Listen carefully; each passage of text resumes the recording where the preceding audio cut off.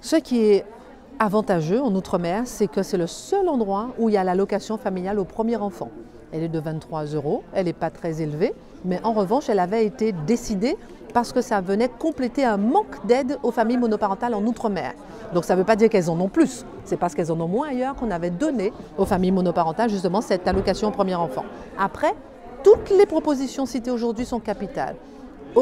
Garde d'enfants après 6 ans, le CMG, les horaires décalés, le prélèvement à la source pour la pension alimentaire, toutes les autres propositions citées aujourd'hui concernent aussi l'outre-mer. Et malheureusement, comme vous le savez, l'outre-mer est souvent considéré comme être tellement à part qu'on l'oublie. Et c'est la raison pour laquelle les familles monoparentales sont aussi nombreuses.